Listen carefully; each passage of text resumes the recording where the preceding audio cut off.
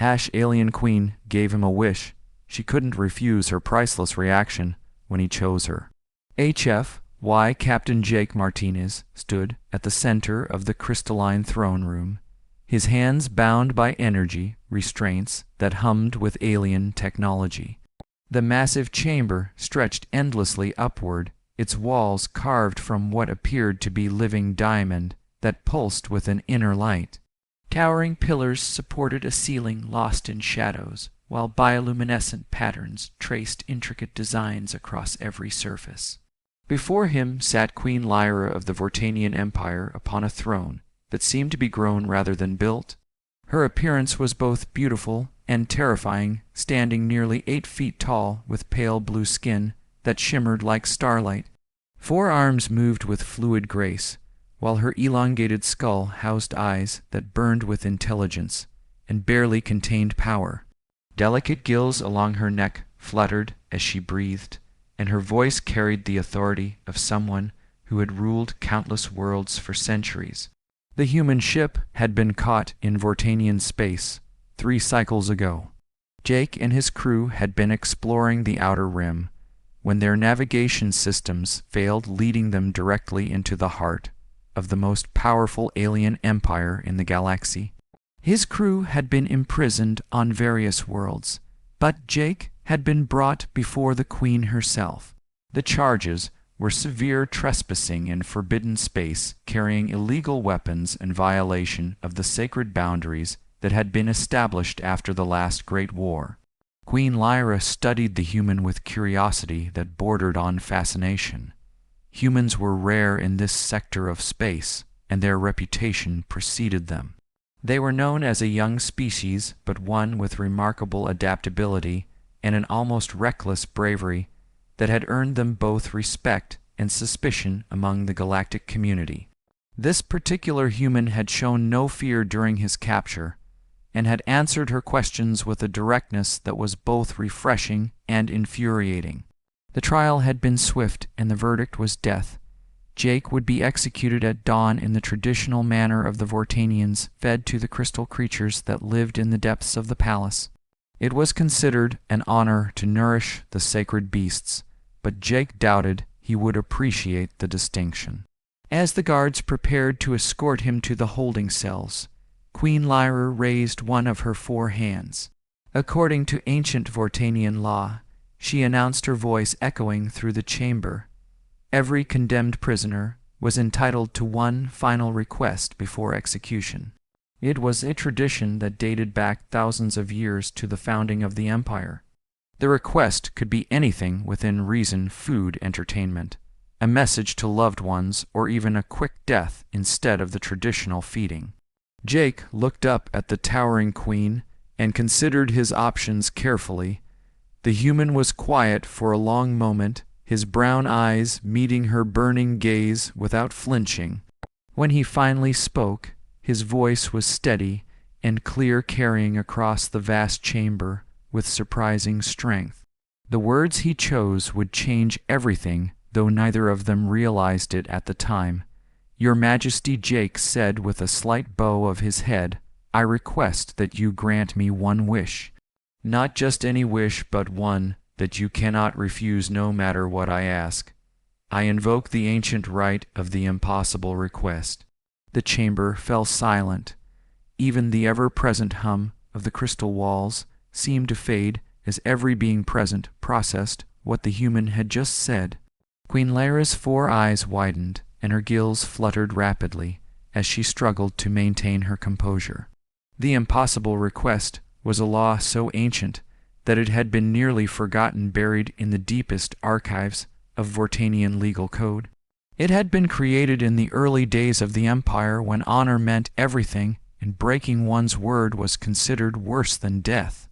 The law stated that any condemned prisoner could invoke the impossible request, and the ruling monarch would be bound by sacred oath to grant whatever wish was made. There were no exceptions, no loopholes, no ways to refuse. It had been used perhaps a dozen times in the entire history of the Empire, and each time it had resulted in extraordinary consequences. The last time it had been invoked was over 2,000 years ago, when a rebel leader had used it to secure freedom for his entire planet. Queen Lyra felt her hearts racing as she realized the implications. This human had somehow discovered one of the most obscure laws in Vortanian history, and was now using it against her. She could feel the eyes of her court upon her, waiting to see how she would respond. To refuse would be to break the most sacred of oaths, and destroy the very foundation of her rule. But to agree meant placing unlimited power in the hands of a being she barely understood. The Queen's advisors whispered frantically among themselves, searching through their databanks for any way to circumvent the law. The ancient texts were clear, however. The impossible request was absolute and binding. There had been attempts throughout history to modify or repeal the law, but it had become so deeply embedded in Vortanian culture that removing it would require dismantling the entire legal system. Jake watched the Queen's reaction with growing satisfaction. He had spent his time in captivity, well studying every aspect of Vortanian culture and law that he could access through the prison's limited database. The impossible request had been mentioned in a single footnote in an obscure legal text, but it had been enough. Now he held the most powerful being in the galaxy in check, with nothing more than words and ancient tradition. After what felt like hours, Queen Lyra straightened on her throne and looked down at the human with a mixture of respect and apprehension. Her voice, when she spoke, was carefully controlled, but Jake could hear the tension beneath the surface. "Very well, human," she said, each word precise and measured. "I acknowledge your invocation of the impossible request. By the ancient laws of my people and the sacred oaths of my crown, I am bound to grant you one wish regardless of its nature or consequences. Speak your desire and know that I cannot refuse no matter what you ask of me." Jake smiled and took a step forward as much as his restraints would allow. The moment had come, and everything depended on his next words. The entire chamber held its breath as the human prisoner prepared to make his impossible wish. The human's smile widened as he looked up at the towering queen. His next words would either doom him or change the course of galactic history. In the crystalline chamber, filled with the most powerful beings in the Empire, Jake Martinez prepared to make the most audacious request in the history of two species. "I wish," Jake said, his voice carrying clearly through the vast space, "for you to come with me, not as my prisoner or my servant, but as my companion. I wish for you to leave your throne, your empire, your entire life behind, and travel the galaxy with me. I wish for you, Queen Lyra, to choose me over everything you have ever known." The silence that followed was deafening. Queen Lyra's 4 eyes went wide with shock, and her gills fluttered rapidly as she processed what the human had just requested. Around the chamber, her advisors and courtiers stood frozen in disbelief. No one had expected this. A request for freedom would have been understandable. A demand for his crew's release would have been reasonable. Even a wish for revenge against the Empire would have made sense. But this human had wished for something impossible in an entirely different way. He had wished for her to abandon everything. She was everything. She had built everything she represented. He had wished for her to choose him over an empire that spanned 1,000 worlds. The audacity of it was breathtaking, and the implications were staggering. Queen Lyra rose from her throne, her 8-foot frame towering over the human as she struggled to find words. Her 4 arms gestured helplessly as she tried to comprehend what had just happened. This was not how the impossible request was supposed to work. Previous uses had been for tangible things: freedom, territory, resources, power. No one had ever used it to request something so personal, so intimate, so completely transformative. But the law was clear. The impossible request was absolute. There were no exceptions, no modifications, no ways to refuse. The sacred oaths that bound her to her throne, also bound her to honor this wish, regardless of how it might destroy everything she had worked to build. Jake watched her struggle with obvious satisfaction, knowing that he had found the one thing that could bring the mighty queen to her knees. The human's request had been carefully calculated. He had studied not just Vortanian law, but Vortanian psychology. He understood that Queen Lyra was tired of her endless responsibilities, weary of the constant demands of ruling an empire that grew larger and more complex with each passing cycle. He had seen it in her eyes during his trial, a longing for something different, something real, something that went beyond the cold calculations of power. More importantly, Jake had recognized something else in the Queen's behavior during their interactions. Despite her attempts to maintain royal distance, she had been fascinated by him. Her questions had gone beyond the requirements of the trial, delving into human culture, philosophy, and dreams.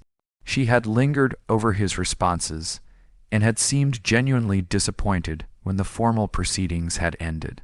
The Queen's advisors finally found their voices and began speaking frantically. They argued that the request was too broad, too vague, too impossible to fulfill. They suggested interpretations that might allow her to fulfill the technical requirements while remaining on her throne.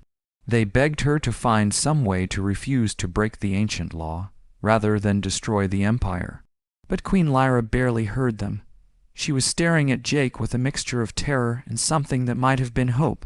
The human had seen through her carefully constructed facade, and had asked for the one thing she had never dared to want for herself. He had offered her escape from a life that had become a beautiful prison. He had offered her the chance to be something other than a symbol of power and authority. The Queen's eldest advisor stepped forward, his crystalline features twisted with desperation. "Your Majesty," he pleaded, "surely you cannot seriously consider this request. The Empire needs you. Your people need you. You cannot abandon everything for the whims of a single human, no matter what the ancient laws might say." Queen Lyra looked at her advisor, then at the assembled court, then back at Jake. When she spoke, her voice was quiet, but it carried clearly through the chamber. "The law is absolute," she said. "The impossible request cannot be refused. I gave my word bound by sacred oaths that reach back to the very foundation of our civilization." She paused, and Jake could see the war being fought behind her burning eyes. Everything she had ever known was on one side of the decision. Everything she had ever secretly wanted was on the other. The weight of empire pressed down on her shoulders, but for the first time in centuries she could see a way to set it down. But more than that, Queen Lyra realized the human had seen something in her that she had forgotten existed. Beneath the crown and the power and the endless responsibilities, there was still a being who wanted to experience life rather than simply rule it. Jake had recognized that hidden part of her, and had crafted his wish to appeal to it directly. The Queen stepped down from her throne, each footstep echoing through the chamber like thunder. Her advisors fell silent as she approached Jake, their faces filled with horror and disbelief. The human didn't flinch as she drew near, though he had to crane his neck to look up at her towering form. When she reached him, Queen Lyra knelt, bringing her face level with his. Her 4 eyes studied him intently, as if trying to read his very soul. Her voice, when she spoke, was barely above a whisper, but Jake caught every word. "Do you understand what you have asked of me, human?" she said. "You have requested that I abandon my people, my responsibilities, my entire identity. You have asked me to become something I have never been and can never return from. Is this truly what you wish, or is this merely revenge against the empire that condemned you?" Jake met her gaze steadily. "Your Majesty," he said, "I have asked for exactly what I want. Not revenge, not destruction, not even freedom for myself and my crew, though I hope that might come as well. I have asked for you because in the short time I have known you, I have seen something remarkable. I have seen a being who is capable of incredible things, but who has been trapped by the very power that should have set her free. The queen's gills fluttered rapidly as she processed his words. Around them, the court waited in stunned silence as the fate of the empire hung in the balance. Jake continued speaking, his voice growing stronger with each word. "I have traveled across the galaxy, Your Majesty, and I have seen many wonders. But I have never met anyone like you. You have intelligence that spans civilization's wisdom, that comes from centuries of experience, and a strength that could reshape the very fabric of space itself. Yet you sit on that throne, bound by traditions and expectations that prevent you from ever truly living." Queen Lyra closed her 4 eyes, and for a moment Jake thought she might refuse despite the ancient law. When she opened them again, however, he saw something new burning in their depths. It was fear, yes, but it was also excitement. For the first time in centuries, she was facing something truly unknown, and the prospect both terrified and thrilled her. The queen stood slowly, her full height casting a shadow over Jake. When she spoke, her voice carried the weight of absolute authority, but also a tremor of something that might have been anticipation. "By the ancient laws of my people and the sacred oaths of my crown," she announced, "I am bound to grant your wish. The impossible request cannot be refused, and I will not be the first ruler in our history to break this most sacred of traditions." She paused and looked around the chamber at the faces of her advisors and courtiers. These beings had served her faithfully for decades, and she was about to abandon them all for the promise of something she couldn't even name. But the law was clear, and more importantly, she found that she wanted to say yes. "I accept your wish, human," she said, turning back to Jake. "I will come with you. I will leave my throne, my empire, and my life behind to travel the galaxy as your companion. The crown will pass to my sister, as the laws of succession dictate, and the empire will endure as it has for millennia." The chamber erupted in chaos as the full implications of her words sank in. Advisors shouted protests, courtiers fell to their knees, and guards reached for weapons they dared not draw.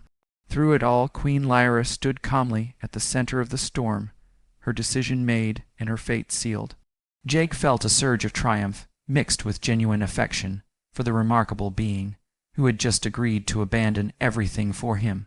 He had gambled everything on his understanding of her character, and he had won. But more than that, he had gained something far more valuable than freedom or revenge. He had gained a companion whose worth was beyond measure. As the chaos continued around them, Queen Lyra reached out with one of her 4 hands and touched Jake's face gently. Her skin was warm and smooth, and her touch sent shivers through his entire body. When she spoke, her voice was soft and meant for him alone. "You have given me something I never thought I could have, human," she whispered. "You have given me choice. For that I will be eternally grateful regardless of what awaits us among the stars." Jake smiled up at her, knowing that their journey together was just beginning. The impossible request had been granted, and the galaxy would never be the same. The transformation of Queen Lyra from ruler to companion began immediately. Her first act was to formally abdicate her throne in favor of her younger sister, Princess Kira, who had been serving as military commander of the Outer Territories. The ceremony was brief and painful, with centuries of tradition compressed into a few moments of legal formality. Standing before the assembled court, Queen Lyra removed the crown of stars from her head. The ancient artifact had been worn by 47 rulers before her, and its crystalline structure contained the collective wisdom of the entire Vortanian bloodline. As she placed it on her sister's head, she felt the weight of empire lifting from her shoulders for the first time in 3 centuries. Princess Kira accepted the crown with tears streaming down her pale blue cheeks.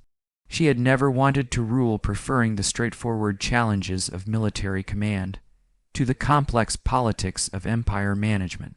But duty called, and she would serve as her sister had served.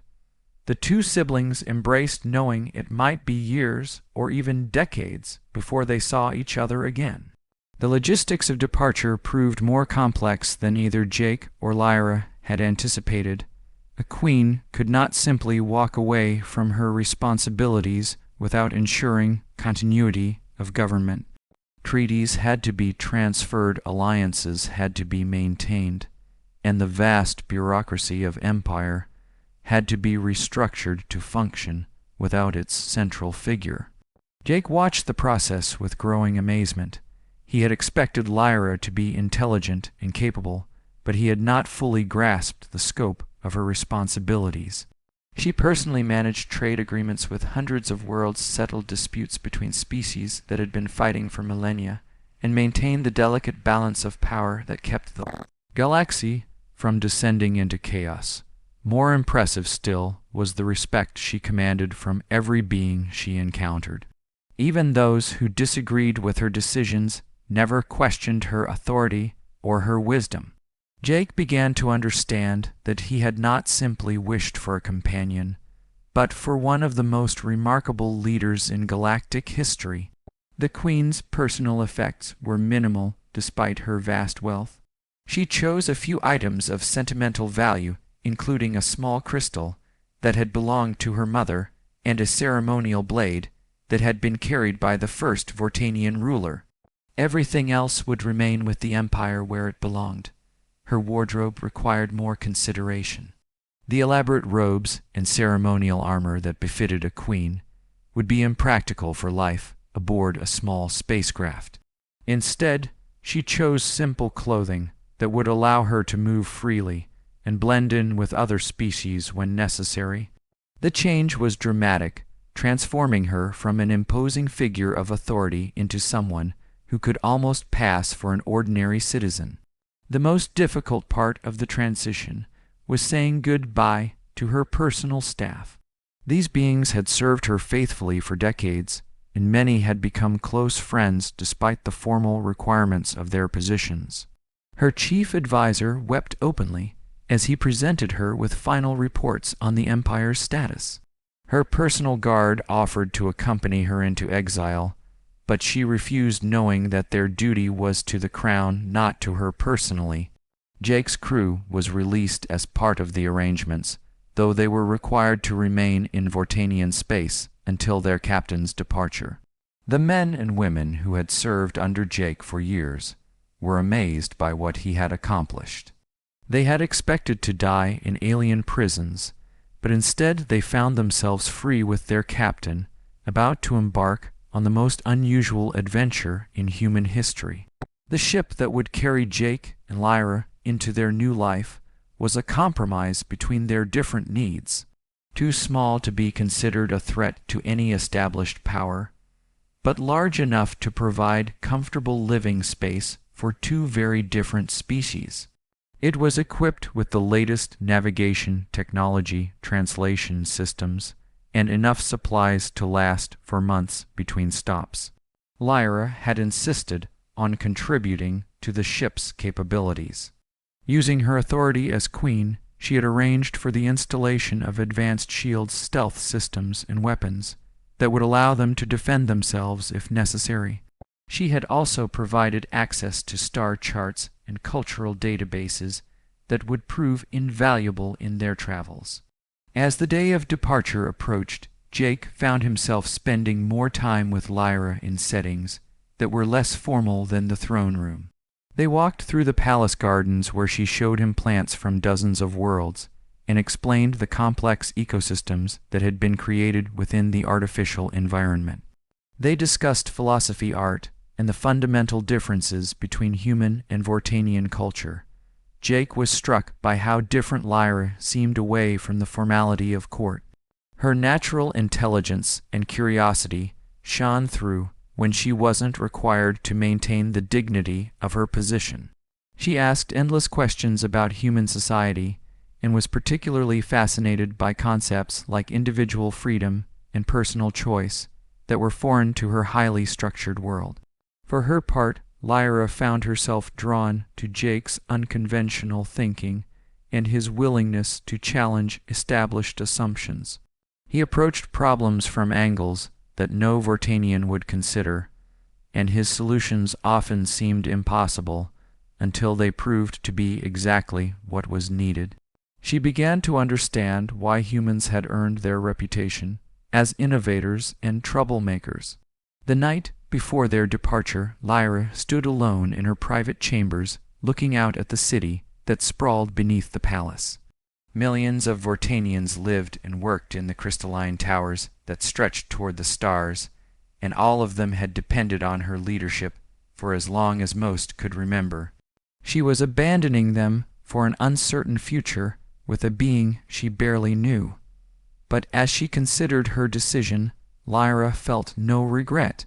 For the first time in centuries, she was choosing her own path, rather than following the one that had been laid out for her by tradition and duty. The fear remained, but it was overshadowed by excitement for the adventures that awaited among the stars. Jake found her there an hour before dawn, standing silently at the window. He had come to tell her that the ship was ready, and that they could leave whenever she wished. Instead, he simply stood beside her and shared the moment of transition between her old life and whatever came next.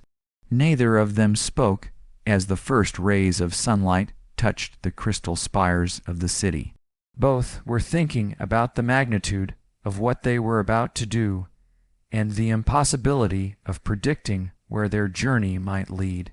But they were also thinking about the connection that had formed between them and the potential for something extraordinary to grow from the most unlikely beginning.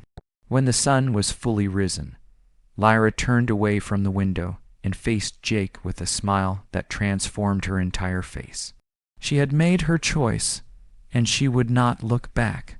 Together they walked through the palace corridors, for the last time passing guards who bowed and courtiers who watched with expressions of wonder and loss. The ship waited in the private hangar beneath the palace, its systems humming with readiness. Jake and Lyra boarded together and sealed the hatch behind them, leaving the Vortanian Empire and everything they had known behind. As the ship lifted off and climbed toward the stars, Jake realized that his impossible wish had been granted in ways he had never imagined possible. The early days of their journey together were filled with discovery and adjustment.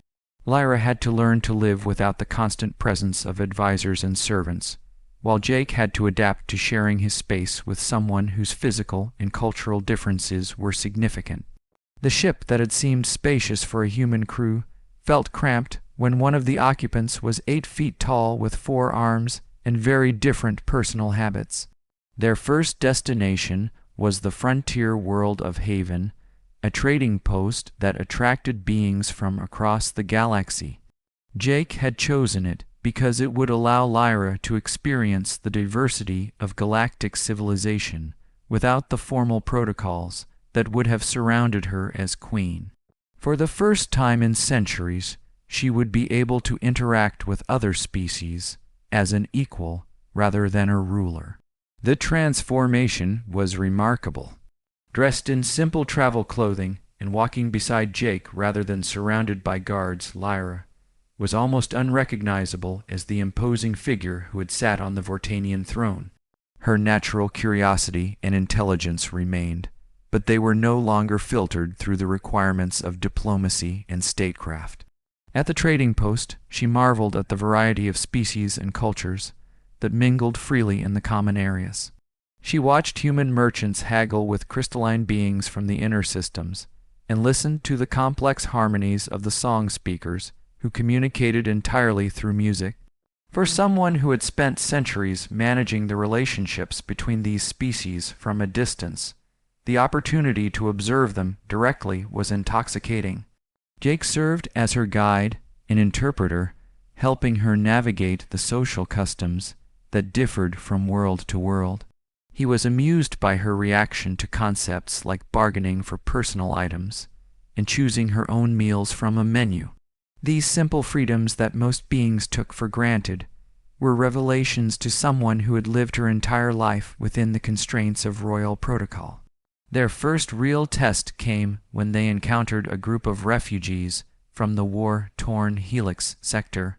These beings had lost everything when their worlds were destroyed in a conflict between rival powers, and were seeking new homes wherever they could find them. Jake watched carefully as Lyra interacted with them, wondering if she would slip back into her role as queen and try to solve their problems through royal decree.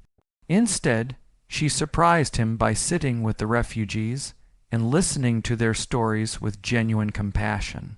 She offered what help she could as an individual rather than as a ruler, and made connections that were personal rather than political. Jake realized that she was learning to be human in the broadest sense of the word, discovering what it meant to relate to others as equals rather than subjects. As they traveled from world to world, their relationship deepened in ways that neither had expected. Jake had initially been attracted to Lyra's intelligence and strength, but he found himself drawn to her vulnerability as well. Stripped of her royal authority, she was struggling to define herself in ways that were both painful and beautiful to watch. Lyra, for her part, was amazed by Jake's resilience and adaptability. He faced each new challenge with a combination of preparation and improvisation that she found both frustrating and admirable. More importantly, he treated her as a partner rather than a subordinate or a superior. Their discussions were debates between equals, rather than the formal exchanges she had grown accustomed to as queen. Their growing intimacy was complicated by the vast differences between their species. Physical contact that seemed natural to humans was foreign to Vortanians, while gestures that were meaningful in her culture were incomprehensible to him. They had to learn new ways of expressing affection and support that worked for both of them. The breakthrough came during a crisis on the mining world of Kurgan. An equipment failure had trapped dozens of workers in the deep tunnels, and the local authorities were struggling to organize a rescue effort. Jake and Lyra found themselves volunteering to help, not because of any official authority, but simply because they had skills that were needed. Working together to coordinate the rescue effort, they discovered that their different perspectives and abilities complemented each other perfectly. Jake's human intuition and willingness to take risks combined with Lyra's analytical mind and vast experience to create solutions that neither could have found alone. By the time the last miner was brought to safety, they had functioned as a true team. That night, as they sat together, in their ship orbiting above Kurgan, Jake realized that something fundamental had changed between them. The wish he had made in the crystalline throne room had been granted, but it had evolved into something neither of them had anticipated. What had begun as a desperate gamble had become the foundation for a partnership that might last for decades. Lyra seemed to sense his thoughts and moved closer to him on the ship's small observation deck. Her forearms allowed her to hold him in a way that was both protective and intimate, while her height meant that she could rest her chin on top of his head. It was a distinctly non-human gesture, but one that conveyed warmth and affection more clearly than any words. They talked through the night about their hopes and fears for the future. Jake spoke of his dreams of exploration and discovery, while Lyra shared her growing excitement about the possibilities that lay ahead. Both acknowledged the challenges they would face as their relationship continued to evolve, but both were committed to meeting those challenges together. As dawn approached over Kurgan, Jake reflected on the journey that had brought them to this moment. He had used the ancient law of the impossible request to save his life, but he had gained something far more valuable than freedom. He had found a companion whose worth was beyond measure, and who had chosen to share his uncertain future despite having every reason to refuse. The galaxy was vast and full of wonders waiting to be discovered. Together they would explore its mysteries and face its dangers as partners in the truest sense of the word. The impossible wish had been granted, and their real adventure was just beginning. In the months that followed, Jake and Lyra established a routine that allowed them to explore the galaxy while building their relationship. They would spend weeks traveling between worlds learning about different cultures, and occasionally helping to resolve conflicts or solve problems that local authorities couldn't handle alone. Their reputation began to spread as word of their unusual partnership reached other systems. The diversity of the galaxy provided endless opportunities for growth and discovery. On the ocean world of Thalassa, they learned to navigate underwater cities and communicate with beings who had never seen dry land. In the asteroid belt of Cygnus, they helped establish mining rights between competing factions, and discovered that Lyra's experience with interstellar diplomacy was invaluable even without her royal authority. Each new world brought fresh challenges and opportunities for both of them to grow. Jake found that his human adaptability was enhanced by Lyra's vast knowledge and analytical abilities, while she discovered that his willingness to take risks and think creatively opened up possibilities she had never considered. Together, they were capable of things that neither could have achieved alone. Their personal relationship continued to evolve as well. The physical differences between their species created unique challenges, but also opportunities for intimacy that were unlike anything either had experienced before.